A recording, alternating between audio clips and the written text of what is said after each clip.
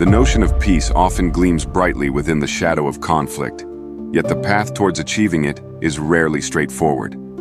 As the strife in Ukraine intensifies, pledges for swift resolutions, much like Donald Trump's campaign declaration to cease the war, confront the stark reality of spiraling violence and deeply rooted tensions.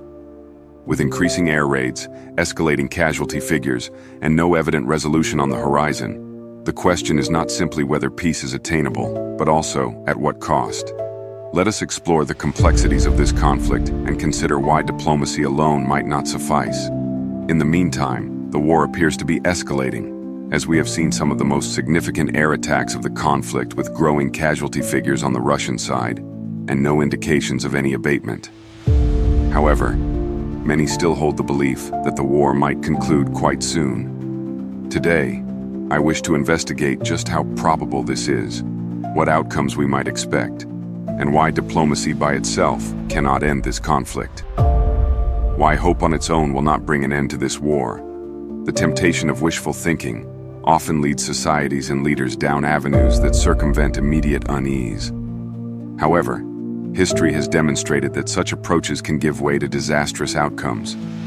In the circumstances of Ukraine, hoping for an expedited peace or a resolution founded solely on goodwill risks repeating the errors of the past, while ignoring the inherent realities underpinning the conflict. World War II offers a powerful cautionary tale about the risks of appeasement and misplaced optimism. In the 1930s, Adolf Hitler initiated his campaign by reclaiming former German territories, actions initially dismissed by the international community as minor reconquests. Desperate for calm, Western leaders opted not to confront Germany, even as its ambitions became ever more obvious. This reluctance enabled Hitler to fortify his military, solidify his territorial gains, and escalate into one of history's most deadly conflicts. The cost of averting early confrontation was astronomical. Over 85 million lives lost in unparalleled global devastation. The parallels with Ukraine are profound. Just as Hitler's Germany invoked national interests and historical grievances to justify its territorial expansions, Russia has framed its actions in Ukraine as a safeguarding of its sovereignty and regional security. According to Russia's 2000 national security concept, safeguarding national sovereignty and countering perceived Western encroachment are fundamental tenets of its strategic doctrine. This narrative has been weaponized to justify aggression, portraying Ukraine's Western alignment as a direct threat to Russian identity and influence. This framing not only obscures Moscow's imperial aspirations, but also manipulates historical grievances to justify military actions that violate international law. Each concession, from Crimea in 2014 to Donbass soon after, has emboldened Moscow, demonstrating that diplomacy lacking accountability often paves the way for greater conflict. Hoping that Russia will voluntarily retreat or honor peace agreements without external pressure is naive and ignores these historical lessons. Another aspect of complexity is the part that misinformation plays in shaping public perception and holding up decisive action. Throughout World War II, depicting the war as one of European civilization against Asian Jewish Bolshevism, Nazi propaganda minister Joseph Goebbels declared that, via their diabolical system of Bolshevism, the Jews have cast the people of the Soviet Union into this unspeakable condition of deepest misery. Today, similar tactics are in effect. Russian propaganda has disseminated conspiracies suggesting that Western nations, driven by profit motives, are prolonging the war. This narrative obscures the reality of Russia's unprovoked invasion and undermines international unity against aggression. Such disinformation makes it challenging for global leaders and citizens to agree on a clear course of action. Invading forces flourish on discord, using propaganda to weaken opposition and delay effective responses. Recognizing and countering these tactics is essential to averting further escalation. The allure of peace is understandable, particularly when confronted with rising casualty numbers and devastation. However, a peace deal that fails to address the underlying causes of the conflict will only provide a temporary reprieve. Russia interprets the Budapest Memorandum selectively, as it does with the Minsk agreements, to suit its geopolitical aims. The memorandum's assurances to Ukraine's sovereignty and territorial integrity have been undermined by Russia's actions in Crimea and Donbass. highlighting Moscow's readiness to exploit such agreements for strategic gain. Wishful thinking cannot substitute for a clear comprehension of the stakes in Ukraine. History demonstrates that appeasement and inaction embolden aggressors, while disinformation sows confusion that delays decisive action. To avoid the errors of the past, the international community must acknowledge that lasting peace necessitates confronting uncomfortable truths and committing to the difficult choices needed to uphold sovereignty and justice. Anything less risks perpetuating the cycle of conflict and undermining the steadiness of the international order. Is diplomacy doomed to fail in Ukraine? Diplomacy, whilst frequently regarded as a panacea for resolving conflicts, is unlikely to bring a conclusive end to the war in Ukraine. At its very heart, the conflict between Russia and Ukraine is not simply a territorial dispute, but an existential fight over sovereignty, identity, and geopolitical alignment. This fundamental clash makes it nearly impossible for diplomacy alone to achieve a lasting peace. Here are key reasons why. Unlike conflicts where compromises can resolve disputes, the war in Ukraine is rooted in irreconcilable objectives. For Russia, the objective is to dominate Ukraine politically, economically, and culturally, and to stop it from integrating with Western institutions like NATO and the European Union. This vision requires Ukraine's total submission, either via installing a pro-Russian regime or outright annexation of territory. In contrast, Ukraine's primary objective is to defend its sovereignty and restore control over all its territory, including Crimea and the eastern regions occupied by Russian-backed separatists. These fundamentally opposing goals leave little room for negotiation or mutual concessions. Russia's history of violating agreements with Ukraine further undermines the reliability of any potential diplomatic resolution. The 1994 Budapest Memorandum, Russia's annexation of Crimea, and the covert invasion of eastern Ukraine places an uncomfortable focus on the worth of the security assurances pledged to Ukraine by nuclear powers in return for its denuclearization. Similarly, the Minsk agreements, which sought to de-escalate fighting in eastern Ukraine, were systematically violated by Moscow as it continued to support separatist forces and escalate hostilities. These repeated breaches of trust demonstrate that Russia views diplomacy as a tool to extract concessions and buy time, rather than as a pathway to genuine peace.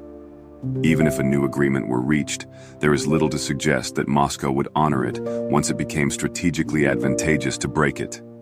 For Russia, diplomacy often serves as a tactical delay rather than a solution. By engaging in peace talks, Moscow can project an image of willingness to negotiate, while simultaneously regrouping its forces and solidifying gains on the ground. This strategy was apparent during the Minsk process, where ceasefires were utilized to consolidate separatist-held territories in Donbass. Such tactics allow Russia to fortify its position and prepare for renewed offensives, undermining the very premise of diplomacy. A peace deal reached under current conditions would likely favor Russia, given its territorial gains and military presence in occupied regions. Such an agreement could freeze the conflict rather than resolve it, leaving Ukraine with significant territorial losses and a compromised capacity to govern effectively. Moreover, it would embolden Russia to pursue similar tactics in other neighboring countries, further destabilizing the region. Premature peace could also undermine Ukraine's sovereignty by legitimizing Russian control over occupied territories. This outcome would send a dangerous signal to authoritarian regimes worldwide that aggression and territorial conquest can be rewarded through diplomacy. It would also demoralize Ukraine's allies, weakening the global commitment to upholding international norms. Another significant barrier to effective diplomacy is the asymmetric power dynamic between the negotiating parties. Russia's nuclear arsenal and global influence give it significant leverage in any negotiations, allowing it to pressure Ukraine into accepting unfavorable terms.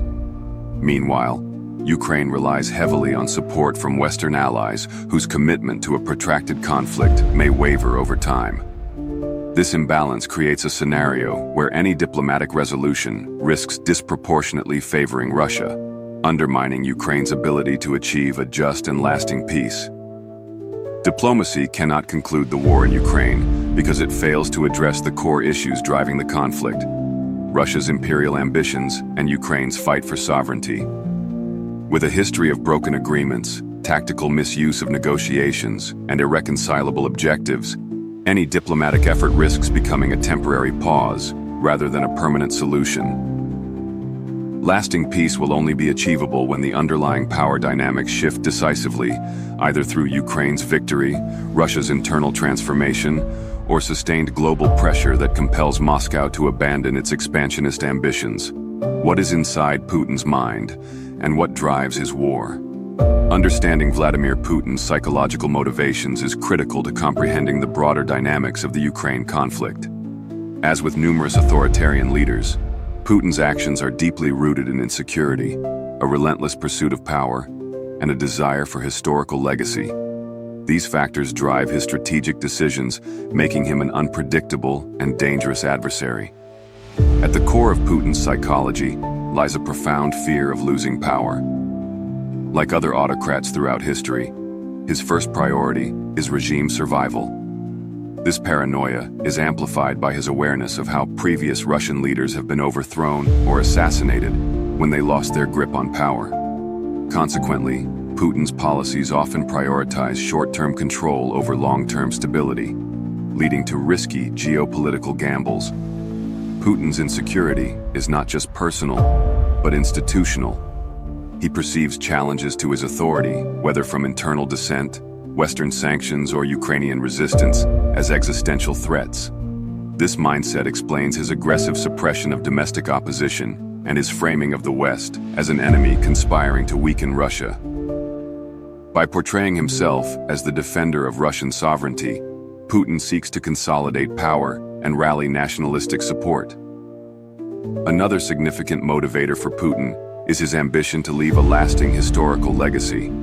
He views himself as a modern czar, restoring Russia's status as a global superpower and reversing the perceived humiliation of the Soviet Union's collapse. This desire is evident in his frequent references to Russian history and his framing of the Ukraine conflict as part of a wider struggle to reclaim Russia's rightful sphere of influence. Putin's territorial ambitions in Ukraine are emblematic of this mindset. He sees Ukraine not as a sovereign nation, but as a wayward territory integral to Russia's identity and security. His historical revisionism, such as denying Ukraine's distinct cultural and political heritage, provides a justification for military aggression. This worldview leaves little room for negotiation or compromise, as any concession would be seen as a betrayal of his imperial vision. U.S. intelligence assessments have frequently highlighted Putin's skill as a manipulator. He is described as someone who lies without hesitation and exploits the naivete of his adversaries. Western leaders have often miscalculated his intentions, assuming he operates within the same moral and strategic frameworks as democratic counterparts. This misjudgment has allowed Putin to exploit diplomatic channels, using negotiations as opportunities to regroup and strengthen his position. For Putin, deception is not merely a tactic, but a cornerstone of his leadership style. He has consistently misled both his domestic audience and the international community, from denying involvement in Crimea's annexation to spreading disinformation about the war in Ukraine. Putin weaponizes confusion to weaken opposition and maintain control. Putin's psychology bears striking similarities to other authoritarian leaders, such as Napoleon or Stalin. Like them, he is driven by a mix of ambition and paranoia, alternating between calculated strategy and impulsive aggression. His refusal to accept defeat mirrors Napoleon's relentless campaigns, even after suffering significant losses. This go big or go home approach makes him a particularly dangerous figure, as he is unlikely to back down without achieving a decisive victory or facing total defeat.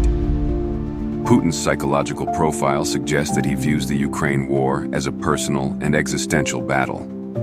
Any diplomatic resolution that leaves his objectives unmet would likely be seen as a loss, undermining his regime's legitimacy and his place in history.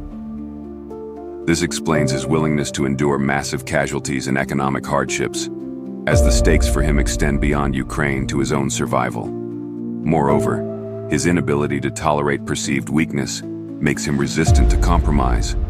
Even if a temporary ceasefire were achieved, it would likely serve as a tactical pause for Putin to regroup and prepare for further aggression. Understanding this mindset is crucial for the international community, as it underscores the need for a firm and unified response to deter further escalation. In conclusion, Vladimir Putin's psychology is shaped by a complex interplay of insecurity, ambition, and manipulation. His actions in Ukraine reflect not only geopolitical strategy, but also deeply personal motivations. To effectively address the conflict, the global community must account for these psychological factors and prepare for the long-term challenges they pose. There are three scenarios that could end the Ukraine war. The war in Ukraine signifies a clash of irreconcilable goals. Russia's aim to subjugate Ukraine and Ukraine's fight for sovereignty. As long as these opposing objectives persist, the conflict will continue. However, there are three potential outcomes that could resolve the war. The first outcome is a Russian victory. A Russian victory would involve Ukraine's military collapse and the establishment of a pro-Russian regime in Kiev, aligning with Moscow's long-term ambitions of dominance over Ukraine. This would require full occupation, suppression of resistance, and the installation of a puppet government. However, this scenario is increasingly unlikely due to significant setbacks for Russia, including logistical failures, equipment shortages, and over 600,000 Russian casualties since the war began in 2022. Ukraine's resilience, bolstered by Western intelligence and advanced weaponry, has further prevented Moscow from achieving its goals. While theoretically possible, a Russian victory would come at an extraordinary cost in lives, resources, and international reputation. The second outcome is a Ukrainian victory. A Ukrainian victory would see the expulsion of Russian forces from all occupied territories, including Crimea and the Donbas region, restoring Ukraine's territorial integrity and sovereignty. This outcome would also reinforce international law and democratic resilience. However, it hinges on sustained Western support, as Ukraine faces entrenched Russian defenses and potential escalatory measures, such as tactical nuclear strikes. Military successes like the defense of Kiev and counteroffensives in Kharkiv and Kherson show Ukraine's capability, but continued military, economic, and humanitarian aid is essential to achieve total victory. The third outcome is the collapse of Putin's regime. The third outcome involves a transformative shift in Russia's leadership. The collapse of Vladimir Putin's regime, whether due to internal dissent, economic collapse, or political upheaval, could lead to a resolution. A new government, prioritizing domestic recovery over imperial ambitions, might end the war and reset relations with the international community. Reports indicate growing dissatisfaction within the military and political elites over the Kremlin's handling of the war. This discontent stems from miscalculations and erroneous forecasts, leading to a brutal war that few among Putin's elites had likely envisioned. Sanctions have severely weakened Russia's economy, amplifying internal pressures. Historical precedents, such as the Soviet Union's 1991 collapse, show how rapidly such shifts can occur, though the aftermath remains uncertain. Each outcome carries global implications. A Russian victory would embolden authoritarian regimes, while a Ukrainian victory would set a precedent for resisting aggression. The collapse of Putin's regime could offer a path to peace, but risks destabilizing Russia and its borders. The world's response will shape not only the future of Ukraine, but also the stability of the international order. Can the world change the course of Ukraine's war? The global community plays a crucial role in shaping the trajectory of the Ukraine war, influencing immediate outcomes and the long-term stability of the region and international order. As the conflict intensifies, a strategic unified approach is essential to address the stakes effectively. One of the key challenges for Ukraine's allies is balancing strong support for Ukraine with minimizing risks of escalation. While significant military aid, economic assistance, and diplomatic backing have been provided, fears of provoking Russia, including potential nuclear retaliation, often temper this support. Historical examples show that cautious half measures only prolong conflicts, increasing human and economic costs. A decisive commitment to Ukraine's victory, both militarily and diplomatically, is essential for a just and lasting peace. Unity among global powers is paramount. Divisions within NATO, the EU, or other alliances could embolden Russia by signaling weakness. A fragmented approach risks undermining sanctions and collective actions. To counter this, clear and coordinated policies are vital to demonstrate unwavering support for Ukraine's sovereignty. Sanctions remain a powerful tool, but must be airtight to close loopholes, allowing Russian energy and goods to bypass restrictions. Efforts to curb Russia's evasion tactics through intermediary nations are critical. Additionally, investments in renewable energy and diversified energy supplies will reduce global reliance on Russian fossil fuels, further weakening Moscow's economic leverage. The war has created a severe humanitarian crisis, displacing millions and devastating Ukraine's infrastructure.